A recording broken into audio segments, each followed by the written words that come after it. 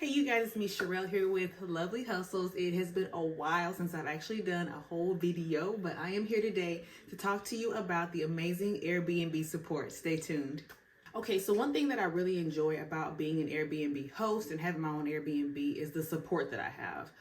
You think about a lot of issues that could come about. What if someone cancels? What if someone trashes your place? What if someone stole something? There's so many different things that can possibly happen. What if someone books and then they cancel the last minute? What do you do?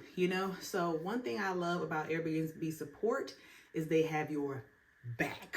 Okay, they have your back. They are very good with investigating. They are very good with getting both sides of the story. They are very good about take evidence, take pictures, send me a conversation. What did he say specifically? They are down to the T when it comes to support for Airbnb hosts like you and me.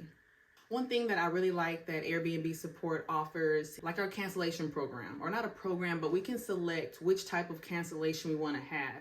And it can be something where we choose a more lenient type of cancellation where you can get part of your money back or all of it back within a certain time frame. And then there's firm.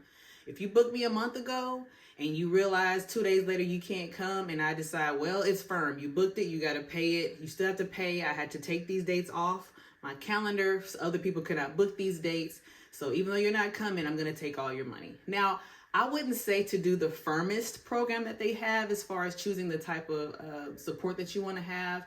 I think being lenient makes sense. I've seen where people have been in emergent situations or had to leave, family, leave early or not come at all. So I think it's best to be more flexible when it comes to your cancellations. A lot of times people may cancel and come back. But if they cancel and they don't get any money back or a refund because you're firm with your standings and your cancellation, then most likely that will not be a repeat tenant of yours. One really good thing you can do and have as a normal regular practice for yourself or even for your cleaners or people who will be in and out of your Airbnb, maintaining it is photos. Photos. I always, when I come into the Airbnb and someone's already checked out, the first thing I do is I look everywhere. I open every cabinet, every drawer.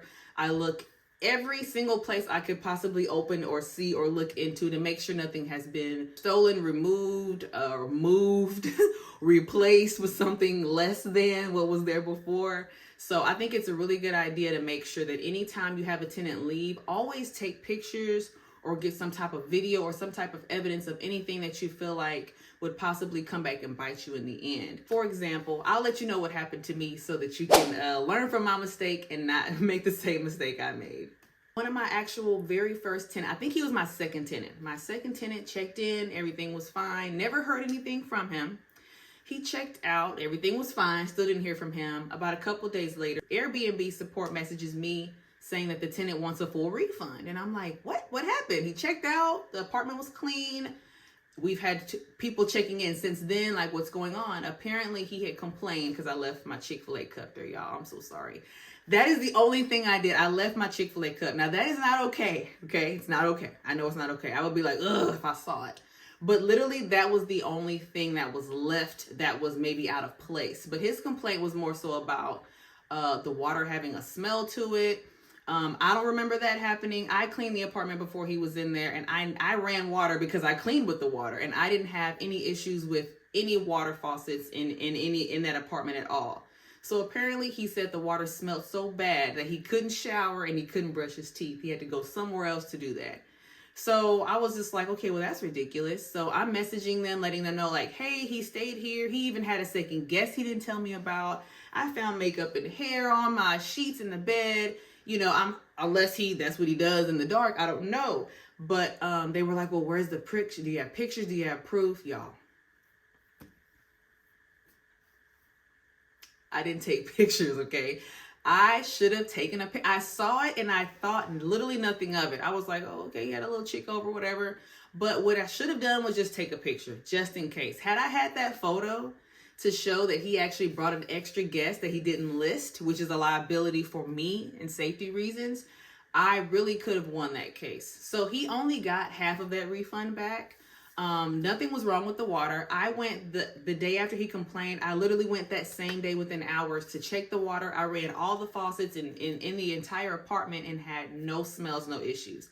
I even asked tenants after him, like, hey, did you notice anything wrong with the water? Was there an issue? And they all said no. And I sent all this as support. But because I didn't have pictures or proof of the things that he had done, I ended up having to give him half of his money back.